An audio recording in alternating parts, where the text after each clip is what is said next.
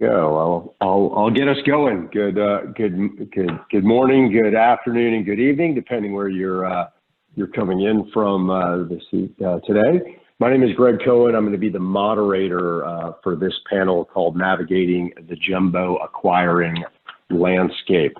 I've got two panelists with me. I'll let them each introduce themselves.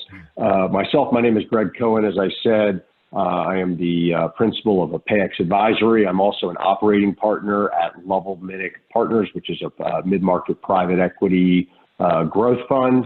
I'm former president of the Electronic Transactions Association, 25 years at different acquiring and payments technology businesses across the ecosystem. And I will let my two panelists introduce themselves and their businesses, and then we'll get right into what I think is going to be a pretty interesting conversation today. So Lane, why don't you kick us off here? Great, thank you, Greg. Lane Gordon, Managing Director and Founder of Preston Todd Advisors. We're a firm that's been specializing for 17 plus years in payments, fintech, and in the past decade, SaaS transactions. Thank you. Great. My name is Tim Willey. I work in the equity research department of Wells Fargo's investment bank. I've covered fintech and payments for 20 years. Prior to that, banks, credit card issuers, which sort of, I guess, enlightened me to the payments and fintech industry.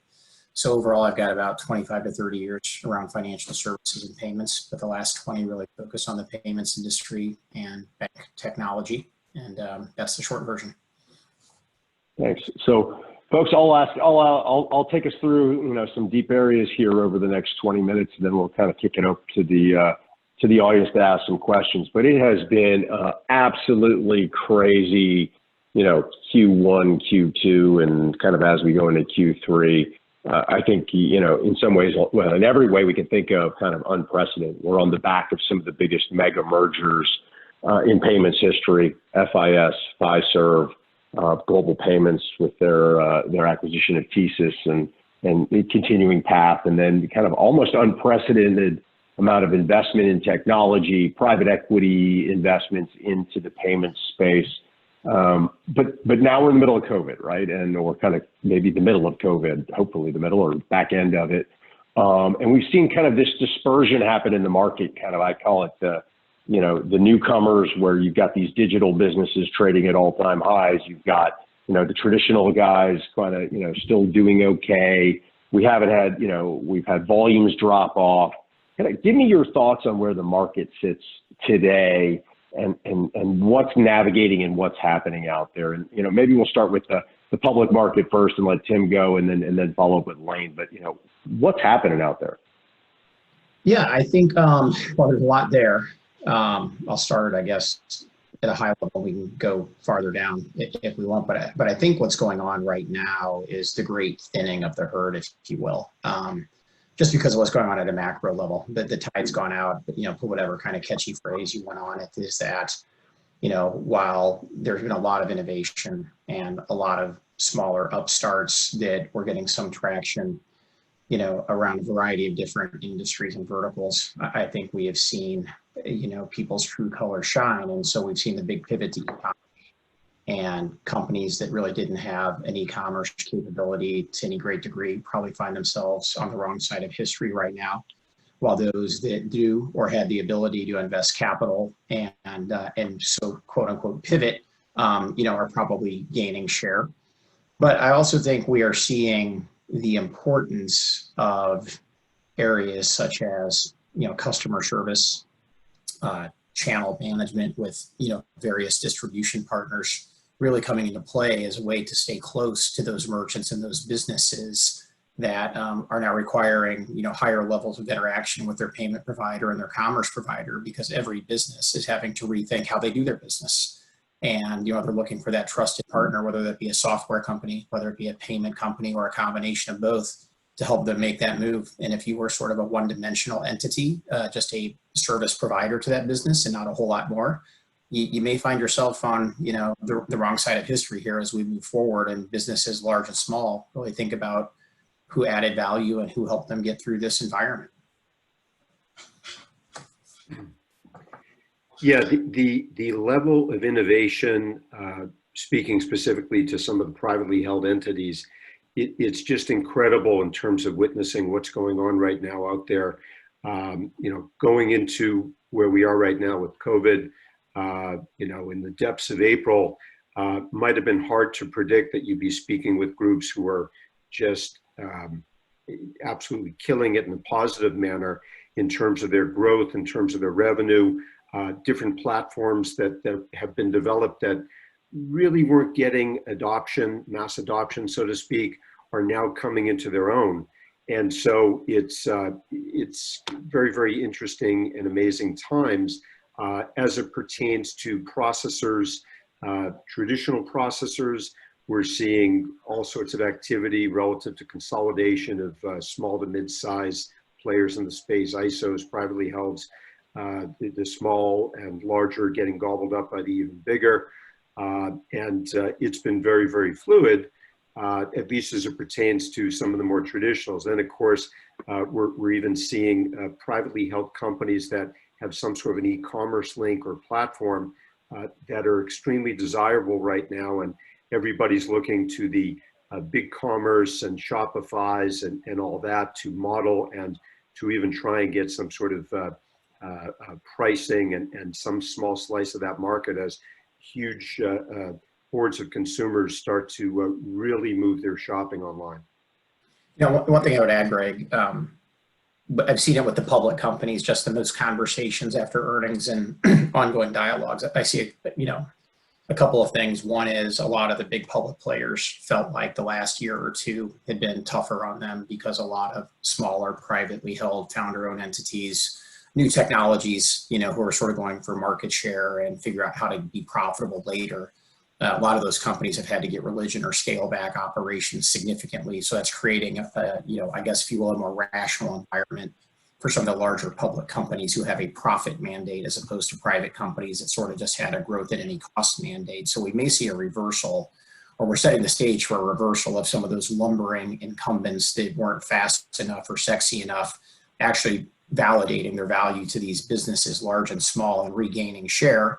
I think the second thing is I'll go back to it, like businesses are just sort of rethinking how they run their business, and talk with, Square as an example. When we talked with them after earnings, they talked about inbound inquiries and, sort of requests for information, if you will, for lack of a better term, from larger merchants had accelerated through the quarter.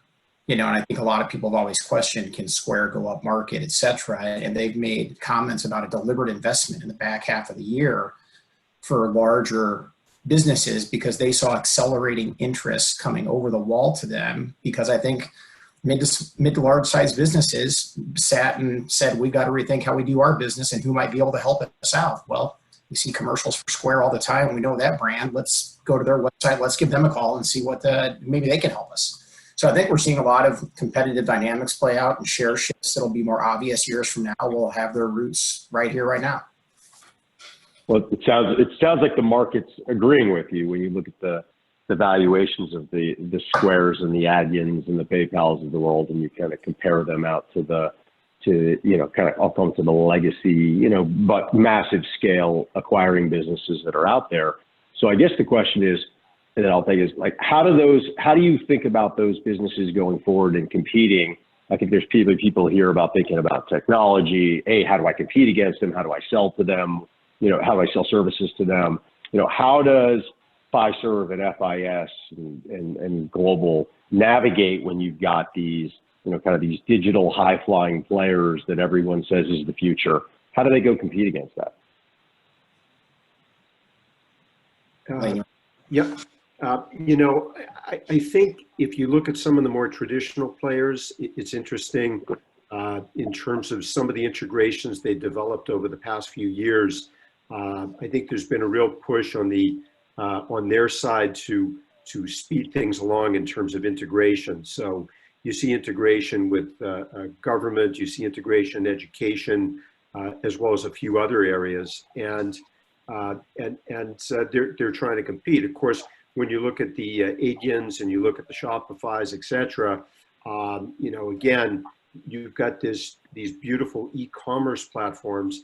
I think some of the more traditionals are trying to leverage long-standing merchant relationships and get in and lock down integrated payments plays. And I think that's been a lot of the different consolidations. If you look at Global Payments in terms of some of the add-ons that they've done over the years have been all different array of verticals that were well integrated.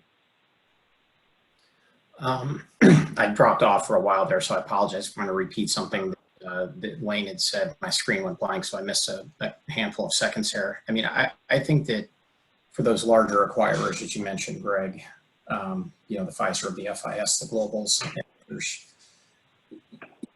they've always found a way, you know, to protect their turf, I think better than people have thought, right? You know, we could go back years ago and, you know, I remember at a point in time before Square was public, the market basically thought Heartland Payments was going to go out of business because of Square, right? And at the end of the day, you know, Heartland was able to pivot and focus on the relationships and controlling the sales channel, and obviously did very well for themselves, and Square did not put them out of business. And so I think when I think about like the FIS and the Fiserv in particular, I think one of the keys to them protecting their turf against the Shopify and the audience is probably really leaning into the full platform that you can get across those banking channels, the huge amounts of capital that are available for product development. Now, again, it has to be managed very carefully. That should buy you time, and not in a bad way, but that can hold off the competitive threat to a degree, because I think inertia is still a very big deal in this business, and allow them to make those innovations or find ways to build those partnerships with people that may just to beat them to the punch on something. But I think the key for those two in particular is to really leverage the bank assets that FIS and Fiserv bring to really demonstrate a value proposition across the board, across the whole relationship, not just trying to focus on the per transaction economics or something along those lines. Yeah, I think what a lot of people forget is, right, you know, we always talk about synergies in these acquisitions, and people just think about cost takeout and, you know, running thin. I've got to think there's got a huge amount of capital to reinvest in the areas where they want to reinvest. And my guess it will be in some of these growth areas where maybe they have to play catch up or add more value around those partnerships. As we go more integrated, you know, as I think Lane, you brought it up, this business has gone very vertical, right? 20 years ago, a terminal solved everybody's problems. Today, it's all about verticals. You know, what are the areas where you're seeing the biggest growth? And, you know, maybe Lane, where are you seeing that growth coming out, and where are people, you know, really driving a lot of that new, you know, kind of that new value? Yeah, no, I think there's a few different areas. So certainly, I think there's been for a number of years interest in terms of education, in terms of government. Historically, those are longer sales cycles, but once you're in, if you can get in, the product could be there forever. So I think that's kind of the opportunity there. Beyond that, we're seeing other integrated plays that are into various platforms, whether it's practice management systems for dental or doctors, whether it's some sort of integrated system for legal billing. We're seeing more and more still a convergence between SaaS and payments. I mean, there's still so many interesting privately held SaaS companies that have an interesting vertical, that have a fair degree of clients and adoption, but just have not monetized the back-end payments. And so I think that there still remains lots of opportunities relative to everything from a variety of classroom management and other platforms, but they exist. And again, just when you think you understand a whole bunch of different verticals, it seems like right now with COVID, you know, for example, online ordering. Online ordering took off when everything hit. Help restaurants stay afloat. On top of that, online ordering, particularly something that had integrations into convenience stores or wine and liquor stores, things of that nature. Again, those were areas that under the current environment seem to have grown very steadily. Yeah, I think, you know, I think what's interesting is around where there might be opportunities. Lane hit it a little bit with those last comments is, one could argue that I guess you can sort of talk about subscription, the subscription economy as maybe being a characterization, but I think with this environment, and it was like a lot of things in motion before, is sort of what I call the fragmentation of spend, right? You mentioned like, okay, you can order, liquor from Drizzly, you get your dog food from Chewy. If you think about like, you used to just go to the grocery store once a week as an example and buy a cart full of stuff. And now you literally have options for almost any kind of food product you want to be delivered to you, or a subscription type business without a storefront. You think about it in fashion. And so I think that they're actually sort of like, I think around certain areas of the economy, micro channels that have been consolidated in store environments, department stores, big box stuff, where people are now finding they can find a way through a Shopify or a Wix to scale something that they traditionally would have had to work for another, a channel to, get the shelf space or get the floor space. And so I think there's an interesting opportunity around, that's where the Wixes and the Shopifys, I think, have excelled. But I think you see more and more of that, especially in an economy like this. I think we actually could potentially see a resurgence of the micro merchant. People that had a business, had a restaurant, had something, that now find themselves sort of trying to pull themselves back, up by their bootstraps, and creating the tools and sort of taking Square at its original vision and putting it on steroids to, give that next generation of payment products and help people start building a micro business back into, what they once had that sort of got turned upside down by this environment. Interesting. I didn't think about the resurgence of the micro, but it tends to make a lot of sense as we think about it. I mean, it's amazing the amount of very vertically focused payments and or software companies that are out there now. I guess, is it software that wins, payments that wins, integrated payments? It's interesting when you look at the different strategies being employed by, do I want to own the software and monetize with payments, or do I want to help the software guys monetize by plugging in? Any thoughts on what the winning strategy is in there, or is it, there's multiple strategies? I mean, it's very interesting when you look at kind of even Stripe versus Square, right? It seems like they both are doing well, but very different approaches.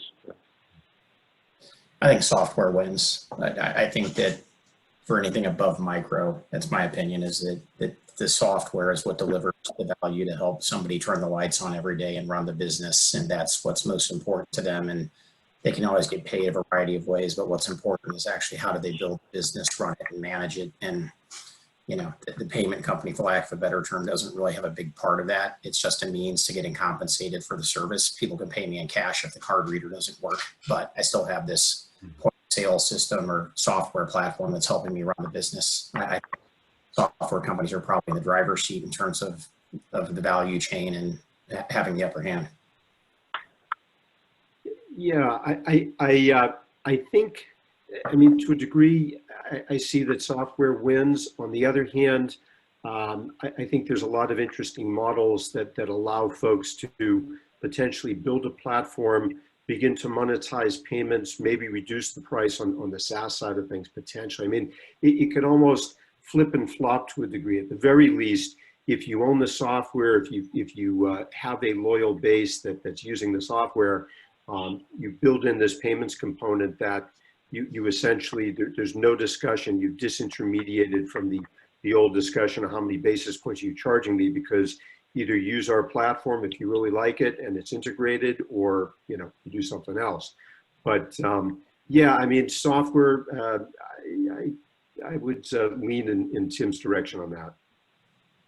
That's interesting. I'll pivot for a second here.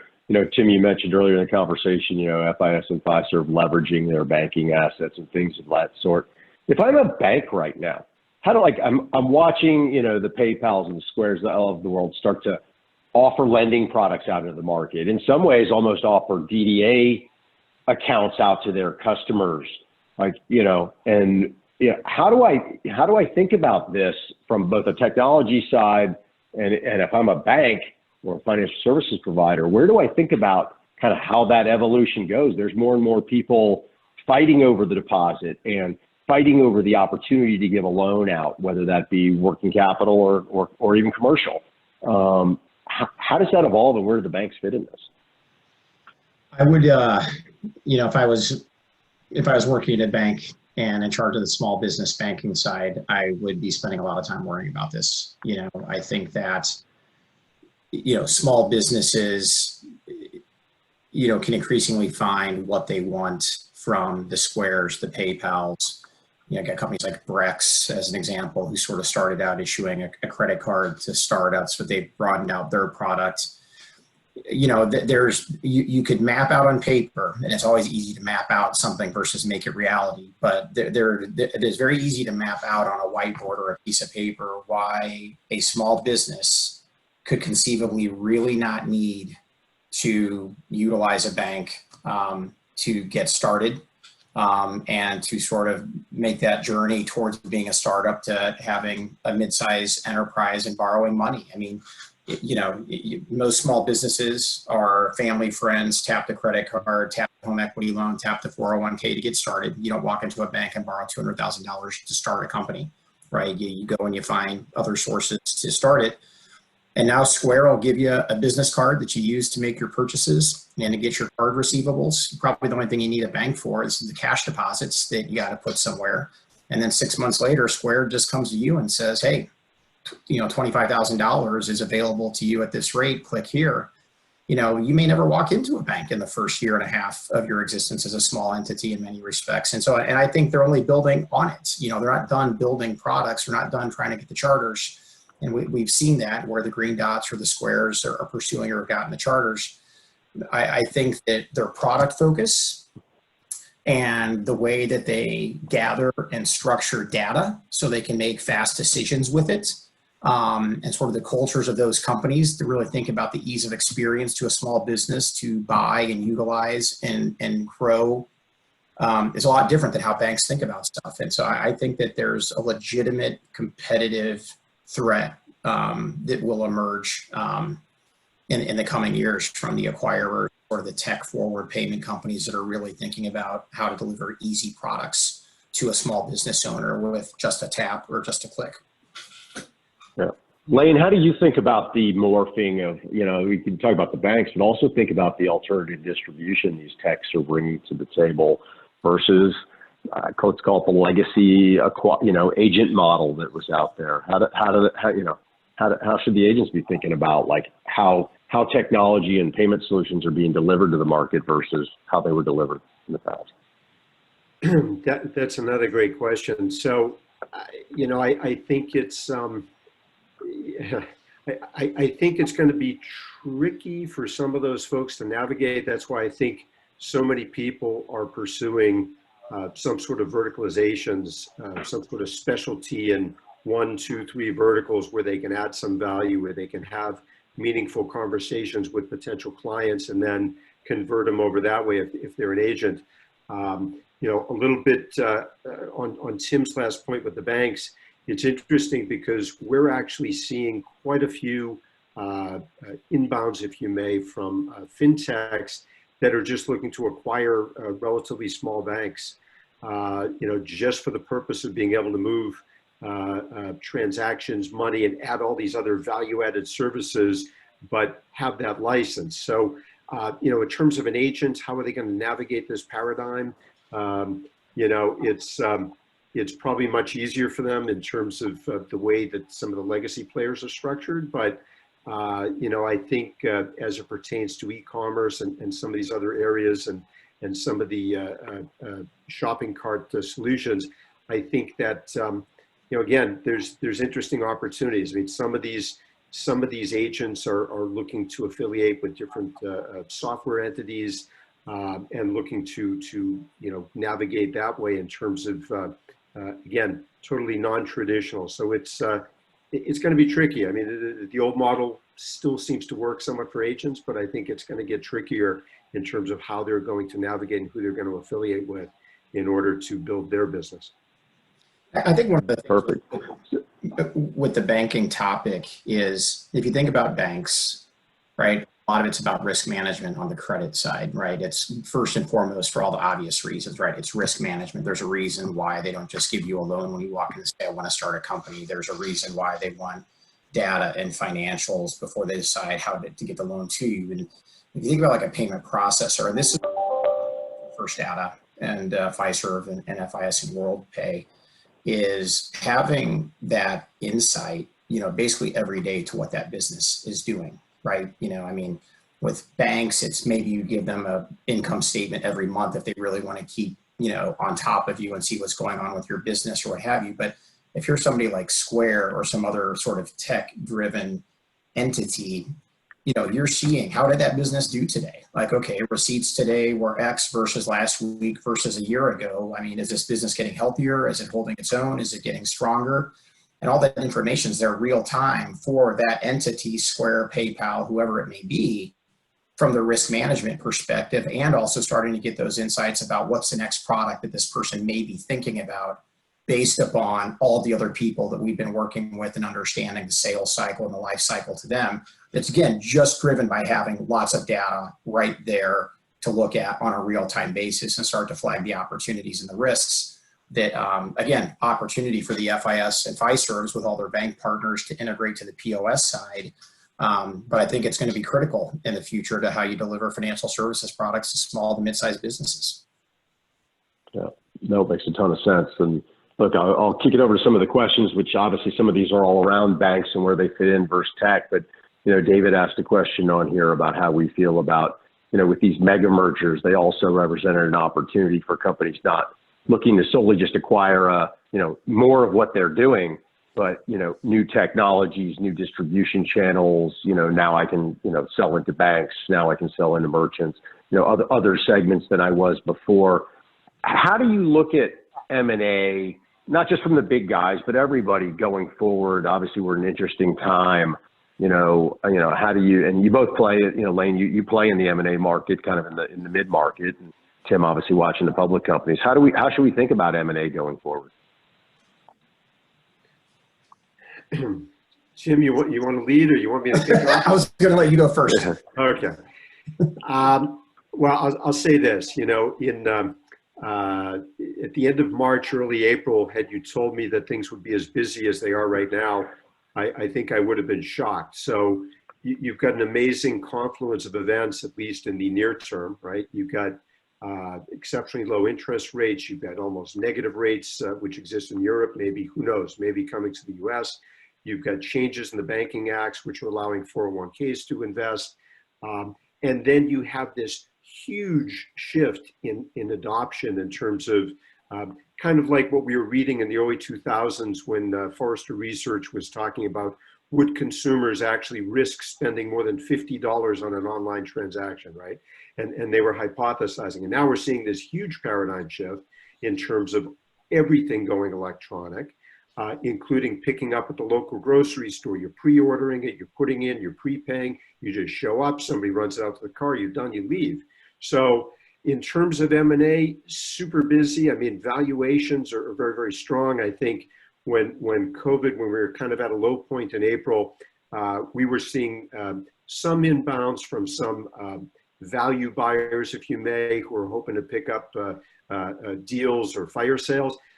But we really haven't seen any. To the contrary, we've seen valuations, at or beyond 2019 levels. So in terms of, at least in the private. So Tim, turn it over to you in the publics. Yeah, I mean, I think in the public space, I don't look for huge, large scale M&A. I think we sort of saw once in a generation type stuff happen last year, at least as it pertained to FIS and Fiserv. I mean, global still is not, given that global is not as large yet market cap wise as the other two, it's possible there's still something else sitting out there for them that would be, again, that really big deal. Not that TSYS wasn't, but they could still pull another one up, impact to their business. Outside of that, I think you start to see a bunch of the mid to small size players really try to become that next, instead of being the bunch of $2 billion market caps, right? Somebody's going to try to become the $10 billion market cap or the $15 billion market cap to make themselves attractive to the FIS, the Fiserv, the global, who just need that little tuck-in deal to put some capital to work and drive accretion. Or you will see, I think, product and channel driven acquisitions around B2B, or are there a variety of maybe privately funded restaurant POS companies that are sort of on their back right now, trying to sort of get themselves back on their feet. But one of these $2 or $3 billion market cap companies sees an opportunity to buy that and then scale it back up, and put some capital into it, or whether it be somebody in healthcare. I think we'll see a lot more of that from the small to mid, either the race to become big enough to be relevant to a bigger buyer, or to really, double down on a couple of specific niches or strategies. That's where I think you'll see M&A in the public space. What's this trend right now? We've seen the public offering of a ton of folks that probably you would have thought would have been rolled up into strategics a year ago.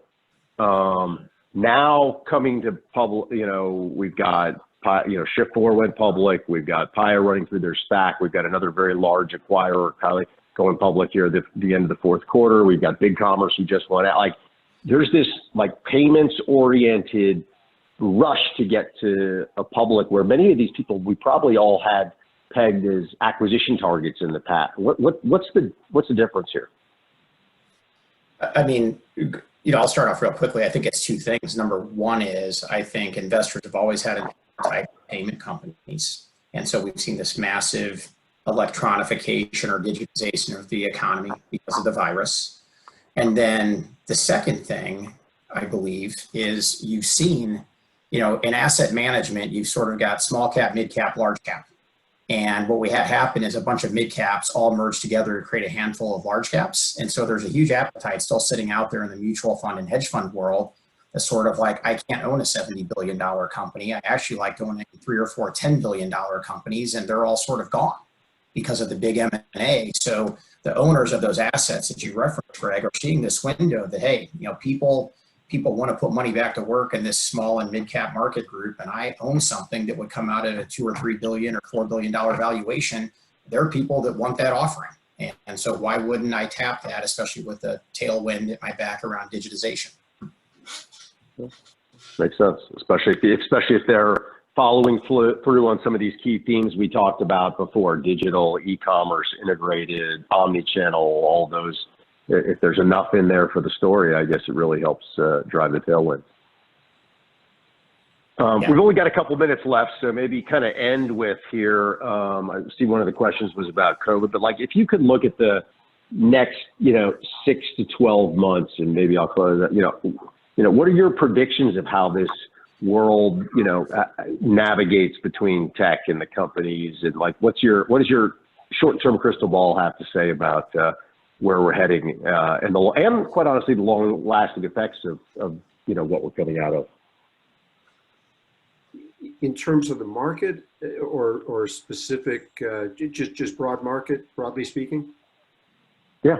So, again, if I were to place bets, I think, at least in the U.S., it seems like everybody is resigned to the fact that we have this virus floating around, but I got to conduct business. I'm going to do business.